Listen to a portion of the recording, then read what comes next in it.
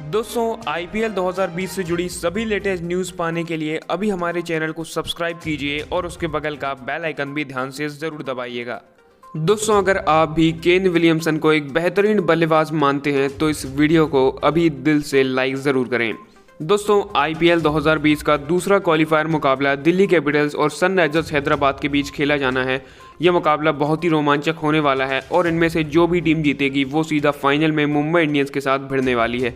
ऐसे में दोस्तों ये मुकाबला दोनों ही टीमों के लिए काफ़ी ज़्यादा महत्वपूर्ण होने वाला है। अब यहाँ पर बात करें दोनों टीमों की तरफ तो सबसे पहले दिल्ली कैपिटल्स की ओर नज़र डालें तो पिछले मैच में मुंबई ने उन्हें बहुत बुरी तरह हराया था।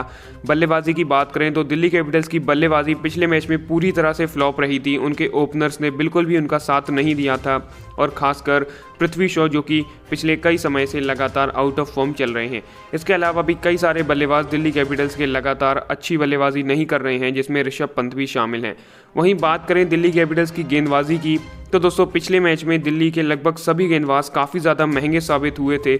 अगर हम रविचंद्रन अश्विन को हटा दें तो उनके अलावा दिल्ली के सभी मेन गेंदबाज जितने भी थे वो काफ़ी महंगे साबित हुए थे, जिसमें कगिसो रबाडा भी शामिल हैं। ऐसे में दोस्तों अब ये दिल्ली कैपिटल्स को समझना होगा कि किस तरह से वो सनराइजर्स हैदराबाद जैसी मजबूत टीम के खिलाफ अपनी बल्लेबाजी और गेंदबाजी से खेल दिखाती है।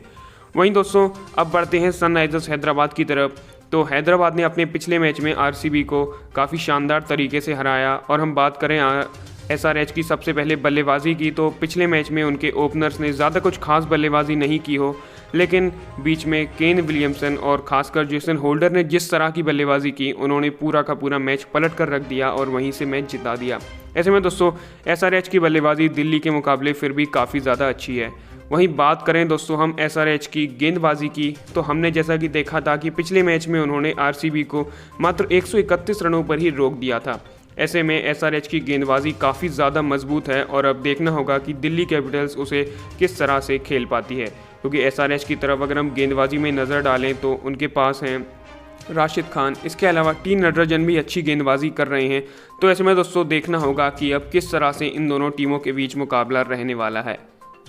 अब दोस्तों चलिए यहाँ पर दोनों टीमों की प्लेइंग 11 पर नज़र डालते हैं। तो सबसे पहले यहाँ पर बात करें सनराइजर्स हैदराबाद की प्लेइंग 11 की तो उसमें कोई भी बदलाव हमें देखने को नहीं मिलेगा, जिसमें होंगे David Warner, Shreevats Goswami, Manish Pandey, Kane Williamson, Priyam Garg, Jason Holder, Abdul Samad, Rashid Khan, Shahbaz Nadeem, Sandeep Sharma और टी नटराजन।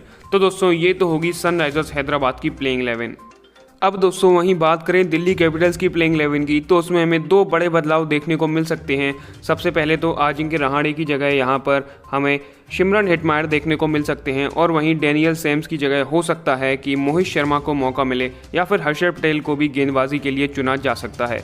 ऐसे में दोस्तों अब यहाँ पर बात करें पूरी की पूरी दिल्ली कैपिटल्स की प्लेइंग 11 की तो उसमें होंगे Prithvi Shaw, Shikhar Dhawan, Shimron Hetmyer, Shreyas Iyer, Marcus Stoinis, Rishabh Pant, Axar Patel, Harshal Patel, Kagiso Rabada और एंड्रिक नॉर्जे। तो दोस्तों ये तो होगी इन दोनों ही टीमों की प्लेइंग 11।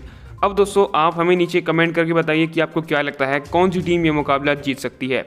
यहाँ पर विनिंग प्रेडिक्शन की बात करें तो कहीं ना कहीं सनराइजर्स हैदराबाद के चांसेस ज़्यादा लग रहे हैं ये मुकाबला जीतने के।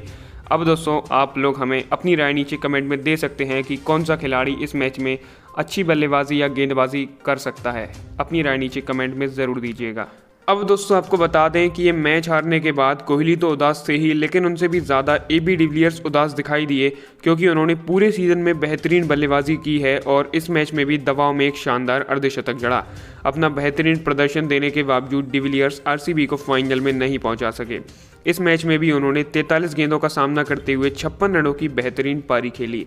ऐसे में दोस्तों मैच के बाद हुई प्रेस कॉन्फ्रेंस में डिविलियर्स से जब ये पूछा गया कि क्या अगले सीज़न में वो हमें खेलते हुए दिखाई देंगे तो इसका जवाब देते हुए डिविलियर्स ने कहा कि अभी मैंने इस पर कोई विचार नहीं किया है, इसलिए मैं कुछ भी नहीं कह सकता हूं। आरसीबी की टीम से मैं काफ़ी समय से खेलता हुआ आ रहा हूं और मैं एक बार उसे ट्रॉफी जीतते हुए देखना ज़रूर चाहूँगा। डिविलियर्स ने आगे ये भी कहा कि अगर हम बल्लेबाजी में सुधार करें तो कहीं ना कहीं अगले सीज़न में हम कमाल ज़रूर कर सकते हैं। ऐसे में दोस्तों आपको क्या लगता है, क्या अब अगले सीज़न में आरसीबी की टीम अपनी किस्मत बदल पाएगी और ट्रॉफी जीत पाएगी या नहीं? अपनी राय नीचे कमेंट सेक्शन में ज़रूर दीजिएगा।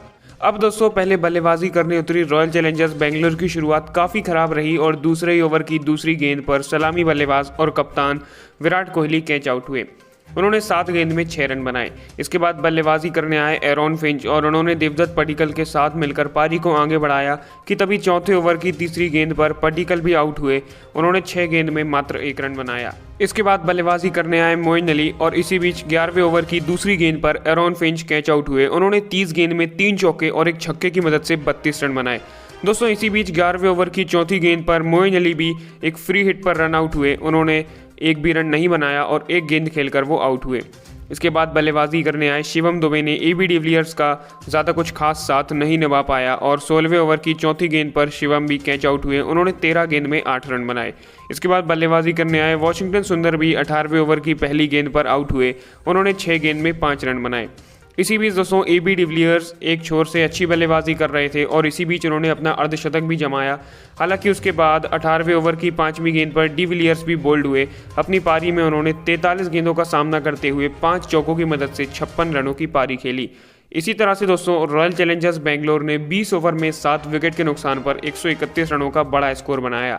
सनराइजर्स हैदराबाद की तरफ से गेंदबाजी में जेसन होल्डर के नाम 3 विकेट रहे। इसके अलावा टी नटराजन के नाम 2 विकेट और नदीम के नाम 1 विकेट रहा।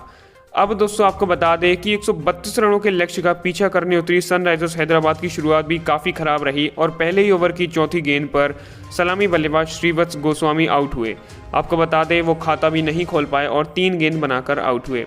इसके बाद बल्लेबाजी करने आए मनीष पांडे ने डेविड वार्नर का अच्छा साथ निभाया। लेकिन दोस्तों इसी बीच 6ठे ओवर की चौथी गेंद पर डेविड वार्नर भी कैच आउट हुए। उन्होंने 17 गेंद में 3 चौकों की मदद से 17 रन बनाए। इसके बाद बल्लेबाजी करने आए मनीष पांडे और उन्होंने भी अच्छी बल्लेबाजी की। लेकिन इसी बीच 9वें ओवर की तीसरी गेंद पर वो भी कैच आउट हुए। उन्होंने 21 गेंद में 3 चौके और एक छक्के की मदद से 24 रनों की पारी खेली। इससे पहले कि हैदराबाद की पारी संभल पाती तुरंत ही 12वें ओवर की 5वीं गेंद पर नए बल्लेबाज प्रियम गर्ग भी कैच आउट हुए। उन्होंने 14 गेंदों का सामना करते हुए मात्र 7 रन बनाए। वहीं दोस्तों इसके बाद केन विलियमसन और जेसन होल्डर के बीच एक अच्छी साझेदारी भी हुई। अब दोस्तों आप हमें नीचे कमेंट करके बताइए कि आपको इस मैच में रॉयल चैलेंजर्स बेंगलोर की तरफ से एबी डिविलियर्स की बल्लेबाजी कैसी लगी। जल्दी से जल्दी नीचे कमेंट करके ध्यान से ज़रूर बताइएगा। फिलहाल दिल्ली ने टॉस जीतकर पहले गेंदबाजी करने का फैसला लिया। अब दोस्तों पहले बल्लेबाजी करने उतरी मुंबई इंडियंस की शुरुआत ज़्यादा कुछ खास नहीं रही और दूसरे ओवर की तीसरी गेंद पर कप्तान रोहित शर्मा LBW आउट हुए। वो एक गेंद खेलकर आउट हुए। इसके बाद बल्लेबाजी करने आए सूर्यकुमार यादव ने डी कॉक का अच्छा साथ निभाया और इन दोनों के बीच बढ़िया साझेदारी भी हुई। लेकिन इसी बीच 8वें ओवर की चौथी गेंद पर तेज पारी खेल रहे Quinton de Kock catch out हुए। उन्होंने 25 गेंद में 5 चौके और एक छक्के की मदद से 40 रनों की तूफानी पारी खेली। इसके बाद कुछ ही देर में 12वें ओवर की 5वीं गेंद पर सूर्यकुमार यादव भी कैच आउट हुए। उन्होंने 38 गेंद में 6 चौके और 2 छक्कों की मदद से एक बेहतरीन अर्धशतक जमाया। वहीं दोस्तों इसके बाद मुंबई के जल्दी विकेट्स गिरे और 13वें ओवर की दूसरी गेंद पर नए बल्लेबाज कायरन पोलार्ड भी कैच आउट हुए। वो खाता भी नहीं खोल पाए और 2 गेंद खेलकर आउट हुए। इसी बीच 17वें ओवर की पहली गेंद पर कृणाल पांड्या भी आउट हुए।